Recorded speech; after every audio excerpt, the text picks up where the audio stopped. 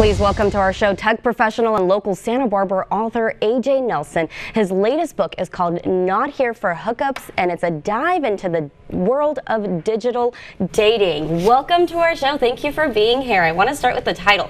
It's called A Guide to Finding Quality Men on Dating Apps Without Compromising You. What exactly do you mean by without compromising you?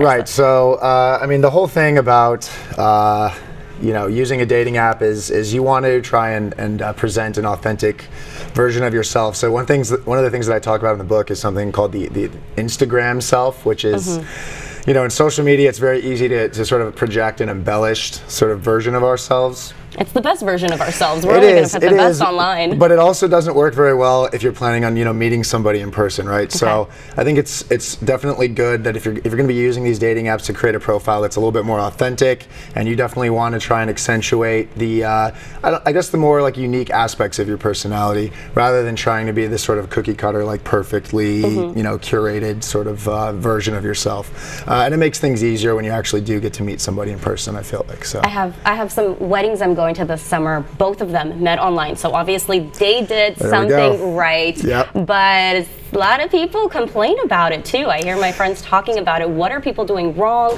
What should their profiles look like? And how do you make sure that it looks serious? Because not everyone on dating apps are serious. Well, that's the whole point of the book, right? It's kind of a correction to all of the sort of the bad rap that like dating apps tend to have right now, which isn't accurate. I think, like you said, people that are getting married that have actually met online, so it does work.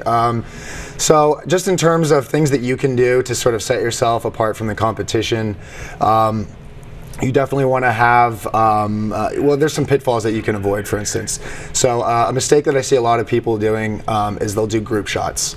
And this is something I did a lot of research. I've looked at a lot of profiles. Oh, we have some and okay, here. Yeah, perfect. Yeah, and what people will do, and I've seen both guys and girls do this, is they'll be in a group shot in every single photo, and you can't tell who you're supposed to be matching with. And so like people get frustrated, so they'll just sort of like swipe left, which is basically pass on to the next profile, and it's just not good. Another thing that people do is they wear sunglasses too much, and so sunglasses, you're not getting a sense of the face, and people are like, nope, swipe left. Like I can't tell who this person is. So it's things that you're not necessarily conscious of. You just think, oh, that's a good photo, and it might not necessarily be a good photo. So one thing I do encourage people to do is to actually get a second opinion. Have a friend check it out, even though it might be a little embarrassing. I think it's probably a good idea. I have a final question for you. We were talking about this in the newsroom that I had no idea that this was a male author coming in today when we found out that this is, I'm doing an interview today on dating. So how